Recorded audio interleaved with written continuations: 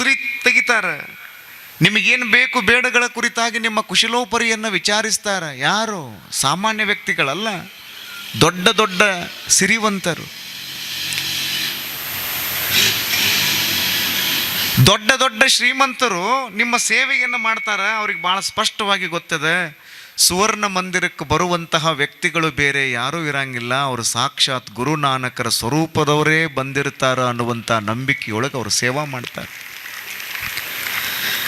December 9ನೇ ತಾರೀಕಿನಿಂದ December 30ನೇ ತಾರೀಕಿನವರೆಗೆ ಹಾವೇರಿಯ ಹುಕ್ಕೇರಿ ಮಠಕ್ಕೆ ಬರುವಂತಹ ಸುತ್ತಮುತ್ತಲಿನ ಭಕ್ತರು ಏನಿದಾರಲ್ಲ, ಕಲ್ಲಪ್ಪ ಮಲ್ಲಪ್ಪ ಬರಂಗಿಲ್ಲ, ಸಾಕ್ಷಾತ್ ಶಿವಬಸವಜ್ಜನ ಸ್ವರೂಪಿಗಳೇ ಇಲ್ಲಿ ಬರ್ತಾರ ಅನ್ನುವಂಥ ನಂಬಿಕೆಯೊಳಗೆ ನೀವೆಲ್ಲ ಬರ್ತೀರಲ್ಲ, ಪ್ರಸಾದವನ್ನು ತೆಗೆದುಕೊಂಡು ಬರ್ತೀರಲ್ಲ. ಎಂಥ ಭಾಗ್ಯ ನೋಡ್ರಿ. ಗುರು ನಾನಕರ ಬಗ್ಗೆ ಒಂದು ಮಾತನ್ನು ಭಾಳ ಸ್ಪಷ್ಟವಾಗಿ ನಾವು ತಲೆಯೊಳಗೆ ಇಟ್ಕೊಳ್ಬೇಕು. ಅವರಷ್ಟು ಈ ಭಾರತವನ್ನು ಅಡ್ಡಾಡಿದವರು ಬೇರೆ ಯಾರೂ ಇಲ್ಲ.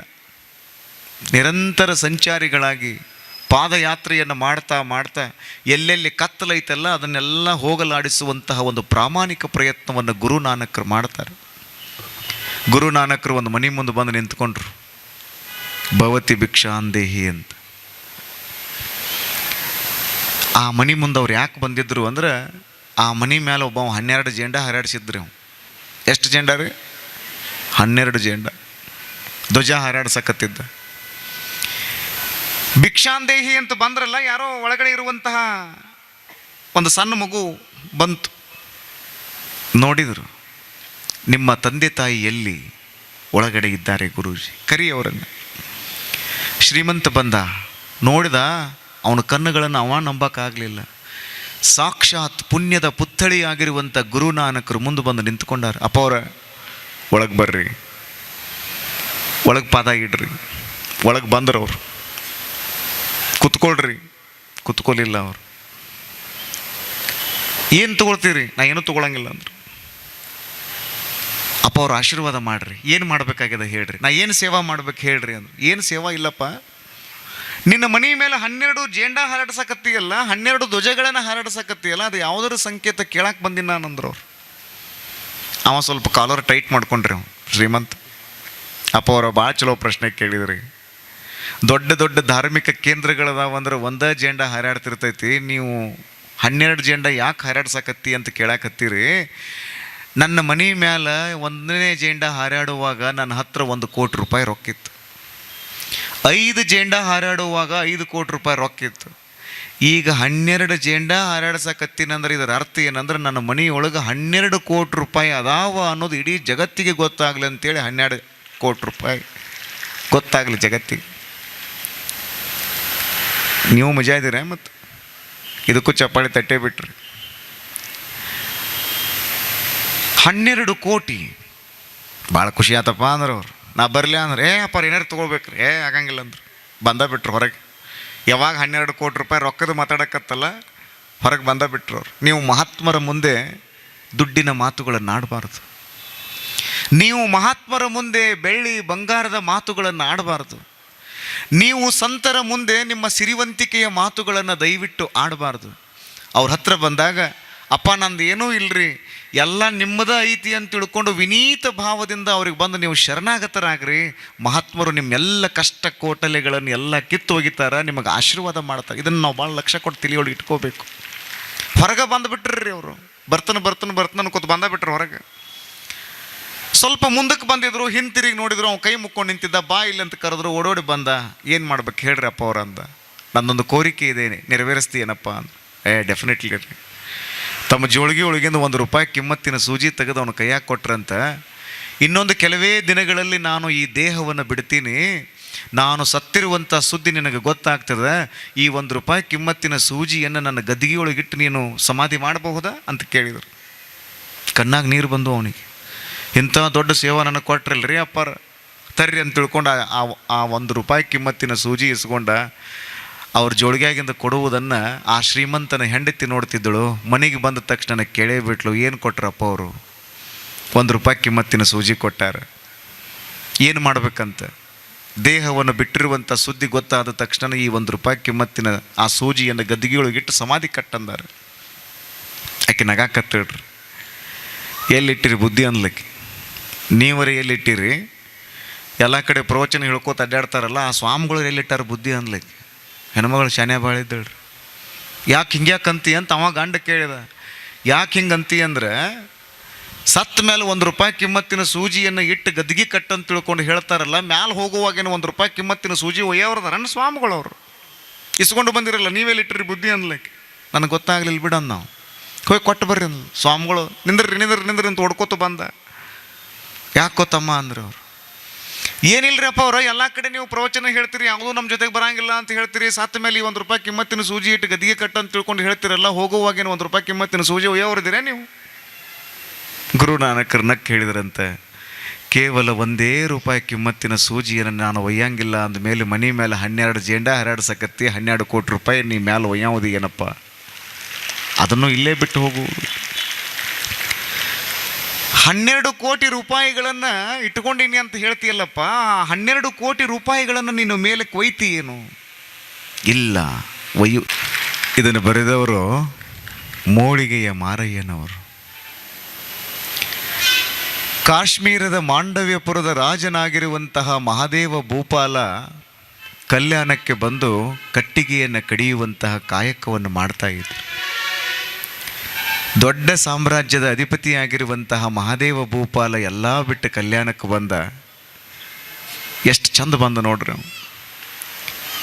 ಎಷ್ಟು ಚಂದ ಹೇಳ್ಯಾರ ಅವರು. ಆನೆ ಕುದುರೆ ಭಂಡಾರವಿದ್ದಡೇನು, ತಾನುಂಬುವುದು ಪಡಿಯಕ್ಕೆ, ಮಲಗುವುದು ಅರ್ಧ ಮಂಚ, ಒಂದಾವಿನ ಹಾಲು, ಈ ಸಿರಿಯ ನೆಚ್ಚಿ ಕೆಡಬೇಡ. ಭಾಳ ಚಂದ ಹೇಳ್ತಾರೆ, ಸಿರಿಯ ನೆಚ್ಚಿ ಕೆಡಬೇಡ. ಆನೆ ಕುದುರೆ ಬಂಡಿ ಭಂಡಾರ ಬೆಳ್ಳಿ ಕನಕ ರತ್ನ ವಜ್ರ ವೈಡೂರ್ಯ ಇವೆಲ್ಲ ಇದ್ರೆ ಏನದ, ಇವು ಯಾವುದನ್ನು ನೆಚ್ಚಿ ಕೆಡಬೇಡ. ಸಿರಿ ಅನ್ನೋದು ಏನೈತಲ್ಲ, ಬಸವಣ್ಣವ್ರಂತಾರೆ, ಸಿರಿ ಎಂಬುವುದೊಂದು ಸಂತೆಯ ಮಂದಿ ಕಂಡಯ್ಯ. ಸಿರಿ ಅನ್ನುವುದು ಸಂತೆಯ ಮಂದಿ. ಸಾಯಂಕಾಲ 4 ಗಂಟೆಗೆ ಸೇರ್ತಾರ, 7 ಗಂಟೆಗೆ ಹೋಗಿಬಿಡ್ತಾರೆ. ಸಿರಿ ಅನ್ನುವುದು ಯಾವಾಗ ಬರ್ತದೆ ಯಾವಾಗ ಹೋಗ್ತದೆ ಗೊತ್ತಾಗಂಗಿಲ್ಲ. ಇದನ್ನು ನೆಚ್ಚಿ ಕೆಡಬಾರ್ದು.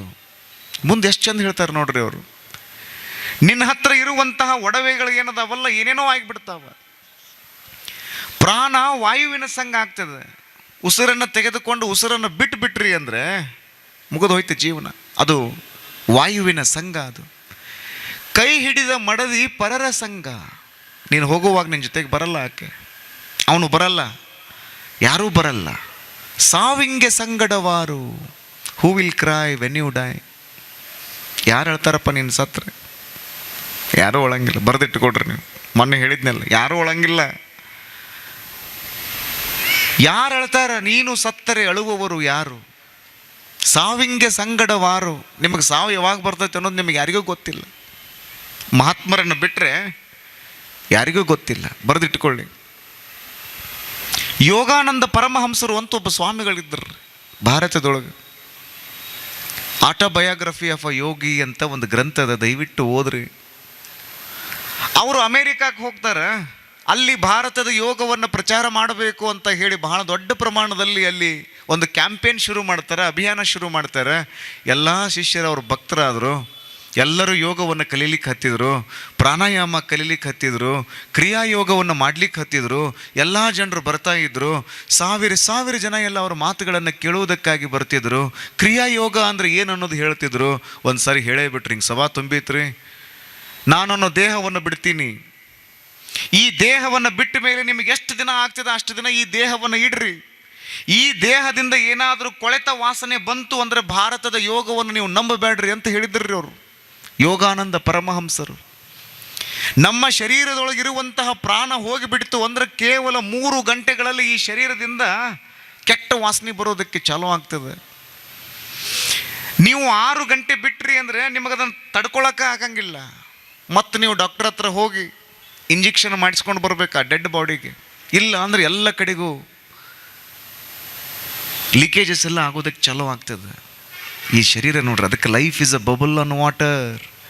ನೀರ ಮೇಲಿನ ಗುಳ್ಳಿ ನಿಜವಲ್ಲೋ ಹರಿಯೇ. ಇದಿದ್ದಾಗಟ್ಟ ಚಂದ್ರ ಇದು. ಮತ್ತದಕ್ಕೆ ಪೌಡ್ರ್ ಹಚ್ತೀರಿ, ಮತ್ತದಕ್ಕೆ ಪರ್ಫ್ಯೂಮ್ ಹಾಕ್ತೀರಿ, ಮ್ಯಾಲ ಪಟ್ ಅಂತ ಹೋಗಿಬಿಟ್ರೆ ಮುಗ್ದ ಹೋತು. ಶಿವಾಯ ನಮ. ಸಾವಿಂಗೆ ಸಂಗಡವಾರು. ಪರಮಹಂಸ ಯೋಗಾನಂದರು ಹೇಳ್ತಾರೆ ಅಮೇರಿಕಾದ ಎಲ್ಲ ಜನರಿಗೆ, ನಾ ಈ ಸದ್ದ ದೇಹವನ್ನು ಬಿಡ್ತೀನಿ, ನಿಮಗೆ ಎಷ್ಟು ದಿನ ಸಾಧ್ಯದ ಅಷ್ಟು ದಿನ ಈ ದೇಹವನ್ನು ಇಡ್ರಿ. ನನ್ನ ದೇಹದಿಂದ ಏನಾದರೂ ಕೆಟ್ಟ ವಾಸನೆ ಬಂತು ಅಂದರೆ ಭಾರತದ ಯೋಗವನ್ನು ನೀವು ನಂಬಬೇಡ್ರಿ ಅಂತ ಹೇಳಿದರು. ಅಮೇರಿಕಾದವ್ರು ಸುಮ್ಮನೆ ನಂಬ್ತಾರನ್ರಿ? ಅವರು ಪ್ರಯೋಗ ಮಾಡುವಂಥ ಜನ ಅವರು. ಆಯ್ತು ಬಿಡ್ರಿ ದೇಹವನ್ನು ಅಂದರು. ನನಗೆ ಆಶ್ಚರ್ಯ ಅನ್ನಿಸ್ತದೆ, ಹೃದಯ ತುಂಬಿ ಬರ್ತದೆ. ಭಾರತದ ಯೋಗದ ಕುರಿತಾಗಿ, ಭಾರತದ ಹಿರಿಮೆ ಗರಿಮೆಗಳ ಕುರಿತಾಗಿ, ಯೋಗದ ಮಹಾನತೆ ಗಹನತೆಗಳ ಕುರಿತಾಗಿ ಎಷ್ಟು ಅದ್ಭುತವಾದ ಸಾಧನೆ ಮಾಡಿದ್ರು ಈ ನೆಲದ ಯೋಗಿಗಳೆಲ್ಲ. ದೇಹವನ್ನು ಬಿಡ್ತೀನಿ ಬಿಡ್ತೀನಿ ಬಿಡ್ತೀನಿ ಅಂತ ಹೇಳಿ ಮಂದಹಾಸ ವಿಸ್ಮಿತರಾಗಿರುವಂತಹ ಪರಮಹಂಸ ಯೋಗಾನಂದರು ದೇಹವನ್ನು ಬಿಡ್ತಾರೆ. ನೀವು ಆಶ್ಚರ್ಯಪಡ್ತೀರಿ. 1 ದಿನ ಅಲ್ಲ, 2 ದಿನ ಅಲ್ಲ, 3 ದಿನ ಅಲ್ಲ, 22 ದಿನಗಳವರೆಗೆ ಅವರ ಪಾರ್ಥಿವ ಶರೀರವನ್ನು ಇಡ್ತಾರ. ಆ ಶರೀರದಿಂದ ಕೆಟ್ಟ ವಾಸನೆ ಬರಲೇ ಇಲ್ಲ. ಅರೆ, 3 ಗಂಟೆಗಳಲ್ಲಿ ಕೆಟ್ಟ ವಾಸನೆ ಬರುವಂಥ ಸಂದರ್ಭದಲ್ಲಿ 22 ಗಂಟೆಗಳವರೆಗೆ ಅವ್ರು ಇಟ್ಟರೂ ಕೂಡ ಅವ್ರ ಶರೀರದಿಂದ ಯಾಕೆ ಕೆಟ್ಟ ವಾಸನೆ ಬರಲಿಲ್ಲ? ಧನಂಜಯ ವಾಯು ಪಂಚಪ್ರಾಣ. ಧನಂಜಯ ಅನ್ನುವಂಥದ್ದು ಒಂದು ವಾಯು ಇರ್ತದೆ, ಅದು ಎಲ್ಲಿವರೆಗೂ ದೇಹದೊಳಗಿರ್ತದೆ, ಅದನ್ನು ಹಿಡಿದಿಟ್ಟುಕೊಳ್ಳುವಂಥ ಶಕ್ತಿ ಯೋಗಿಗಳಿಗಿರ್ತದೆ. ಅದನ್ನು ಹಿಡಿದಿಟ್ಟುಕೊಂಡಿದ್ದರು. 22 ದಿನ ಆದ್ರೂ ಕೂಡ ಅವ್ರ ಮುಖದ ಮೇಲಿನ ಮಂದಹಾಸ ಕರಗಿರಲಿಲ್ಲ. 22 ದಿನ ಆದ್ರೂ ಕೂಡ ಅವ್ರ ಮುಖದ ಮೇಲಿನ ಆ ಒಂದು ಪ್ರಸನ್ನತೆ ಕರಗಿರಲಿಲ್ಲ. ಅವಾಗ ಅಮೇರಿಕಾದವ್ರಿಗೆ ಹುಚ್ಚಿಡಿತು ನೋಡ್ರಿ ಭಾರತದ ಯೋಗವನ್ನು ಅಂತೇಳಿ. ಈ ಕಡೆ ಬರಾಕತ್ರು ನಮ್ಮ ಮಂದಿ ಪಾಪ್ ಸಾಂಗ್, ಪಾಪ್ ಡಾನ್ಸ್, ಜಿಮ್ಮಿಗೆ ಹೋಗಿ ಎದೆ ಉಬ್ಬಿಸ್ಕೊಂಡು ಹೆಂಗೆ ಅಡ್ಡಾಡ್ತಿರ್ತಾರೆ ನೋಡ್ಬೇಕ್ರಿ ನೀವು. ಆ ಕಡೆ ಮಂದೆಲ್ಲ ಯೋಗ ಕಲಿಯಕ್ಕೆ ಈ ಕಡೆ ಬರಾಕತ್ರು, ಈ ಕಡೆ ಮಂದೆಲ್ಲ United States of America, pop song, rock song, come on champ. ನೋಡಿರಿ ಹೆಂಗೆ ಮಾತಾಡ್ತಾರೆ ಎಲ್ಲ. ಇದನ್ನೆಲ್ಲ ಮಾಡಾಕತ್ರು. ಅವ್ರು ಭರತನಾಟ್ಯ ಕಲಿಯಕ್ಕೆ ಅವ್ರು ಈ ಕಡೆ ಬರಾಕತ್ತಾರ. ಇವು ಡಿಸ್ಕೋ ಡ್ಯಾನ್ಸ್ ಮಾಡೋ ಸಲ ಇವು ಆ ಕಡೆ ಹೊಂಟಾವ. ರೋಡ್ ಹಚ್ಚಿ ಕಡೆ ಚಾದ ಅಂಗಡಿ, ರೋಡ್ ಹಚ್ಚಿ ಕಡೆ ಗುಳಿಗೆ ಅಂಗಡಿ. ಅವ್ನು ತಲೆನೋವು ಯಾಕೈತೆ ಅಂದ್ರೆ ಚಾದ ಅಂಗಡಿಗೆ ಹೋಗ್ತಿದ್ದ, ಚಾದ ಅಂಗಡಿ ಅವ್ನು ತಲೆನೋವು ಯಾಕೈತಾರೆ ಗುಳಿಗೆ ಅಂಗಡಿಗೆ ಬರ್ತಿದ್ದ. ಅವ್ರಿಬ್ಬರಿಗೆ ಗೊತ್ತೇ ಇಲ್ಲ ತಲೆನೋವಿಗೆ ಔಷಧಿನ ಮಾತ್ರ ಐತೆ ಅಂತ ಗೊತ್ತೇ ಇಲ್ಲ. ನಮಗೆ ಯಾರಿಗೂ ಗೊತ್ತೇ ಇಲ್ಲ ಈ ಭಾರತದ ಭವ್ಯ ವ್ಯವಸ್ಥೆ ನಮಗೆ ಗೊತ್ತೇ ಇಲ್ಲ. 1930 ಸಂದರ್ಭದಲ್ಲಿ ಶಿವಯೋಗ ಮಂದಿರದ ಪುಣ್ಯ ಪರಿಸರದಲ್ಲಿ ನಮ್ಮೆಲ್ಲರ ಪರಮಾರಾಧ್ಯ ಗುರುಗಳಾಗಿರುವಂತಹ ಹಾನಗಲ್ಲ ಗುರು ಕುಮಾರ ಶಿವಯೋಗಿಗಳವರು ಲಿಂಗದೊಳಗೆ ಲೀನ ಆಗ್ತಾರೆ. ಅವರ ಸಮಾಧಿಯನ್ನು ಮಾಡಬೇಕು ಅಂತ ಹೇಳಿ ಎಲ್ಲ ಪರಮ ಪೂಜ್ಯರು ಹಾವೇರಿಯ ಶಿವಬಸವ ಮಹಾಸ್ವಾಮಿಗಳವರು ಸಮಾಧಿಯನ್ನು ಮಾಡುವಂತಹ ಕೈಂಕರ್ಯವನ್ನು ಮಾಡುವಂಥ ಸಂದರ್ಭದಲ್ಲಿ, ಸಮಾಧಿಯನ್ನು ಅಗಿಯುವಂಥ ಸಂದರ್ಭದಲ್ಲಿ ದೊಡ್ಡದಾದ ಬಂಡೆಗಲ್ಲು ಹತ್ತದ. ಗುರುಗಳ ಪಾರ್ಥಿವ ಶರೀರವನ್ನು ಹಂಗೆ ಇಟ್ಟಿದ್ರು. 1 ದಿನ ಅಲ್ಲ, 2 ದಿನ ಅಲ್ಲ, 3 ದಿನಗಳವರೆಗೆ ಅವರ ಪಾರ್ಥಿವ ಶರೀರವನ್ನು ಇಟ್ಟರೆ ಹಾನಗಲ್ಲ ಗುರು ಕುಮಾರ ಶಿವಯೋಗಿಗಳವರ ಪಾರ್ಥಿವ ಶರೀರದಿಂದ ಒಂದಿಷ್ಟು ಕೆಟ್ಟ ವಾಸನೆ ಬಂದಿರಲಿಲ್ಲ ಅಂದರೆ ಆ ಯೋಗಿಕ ತಾಕತ್ತೆಷ್ಟು ದೊಡ್ಡದಿರಬೇಕು ನಾವು ವಿಚಾರ ಮಾಡಬೇಕಲ್ಲ. ಯೋಗ ನಾವು ಕಲಿಬೇಕು. ನಾವು ಯಾವಾಗ ಸಾಹಿತ್ಯ ಅನ್ನೋದು ನಮಗೆ ಗೊತ್ತಾಗಬೇಕು. ಯೋಗದೊಳಗೆ ಅಂಥದ್ದೊಂದು ಅದೇ. ನೀವು ಶಿವಬಸವ ಮಹಾಸ್ವಾಮಿಗಳವರ ಜೀವನ ದರ್ಶನದ ಪುಸ್ತಕವನ್ನು ಓದ್ರಿ. ಅವರು ಕೂಡ ಹೇಳಿದರು, ಸಿಂದಗಿಯ ಶಾಂತವೀರ ಪಟ್ಟಾಧ್ಯಕ್ಷರನ್ನು ತಮ್ಮ ಜೊತೆ ಕರ್ಕೊಂಡಿದ್ರು. ಅಪ್ಪ ಯಾಕಪ್ಪ ಈ ದೇಹವನ್ನು ಇಷ್ಟೊಂದು ನೀನು ಕುಶಲೋಪರಿ ಮಾಡ್ತೀವಿ, ಒಂದಲ್ಲ ಒಂದಿನ ಇದು ಹೋಗುವುದದ, ಯಾಕೆ ಇಷ್ಟೊಂದು ತ್ರಾಸು ತಗೋತೀವಿ? ಹೋಗ್ತದೆ, ಇದು ಒಂದಿನ ಹೋಗ್ತದೆ. ಎಂತಹ ದೊಡ್ಡ ದೊಡ್ಡ ವ್ಯಕ್ತಿಗಳಾದ್ರೂ ಒಂದಿನ ನಮಗೆ ಹಲಿಗೆ ಹಚ್ಚತ್ತಾರ, ಒಂದಿನ ನಮ್ಮನ್ನು ಹೊತ್ಕೊಂಡು ಹೋಗತ್ತಾರ. ಚಲೋ ಮಾಡಿದ್ರಿ ಅಂದ್ರೆ ನೆನೆಸ್ಕೊಂತ ಹೋಗ್ತಾರೆ, ಕೆಟ್ಟ ಮಾಡಿದ್ರಿ ಅಂದ್ರೆ ಬೈಕೊಂತ ಹೋಗ್ತಾರೆ. ನೀವು ಮಂದಿ ಬಾಯಾಗಿರ್ತಿರೋ ಏನು ಮಂದಿ ಹಲ್ಲಾಗಿರ್ತಿರೋ ನಿಮ್ಮ ಕೈಯಾಗಿ ಬಿಟ್ಟಿದ್ದದು. ಮಂದಿ ಬಾಯಾಗಿದ್ರಿ ಅಂದರೆ ಚಲೋ ಮಾಡಿ ಹೋಗಿರಿ ಅಂದಂಗೆ. ಹೋಗ್ಬೇಕಾಗಿತ್ತು ರೀ ಹುಳ, ಅದು ಎಂದೋ ಸಾಯ್ಬೇಕಾಗಿತ್ತದು, ಇಂದು ಸತ್ತೈತೆ ಅಂತ ತಿಳ್ಕೊಂಡು ಅಂದ್ರೆ ಮಂದಿ ಹಲ್ಲಾಗಿದ್ದಂಗೆ.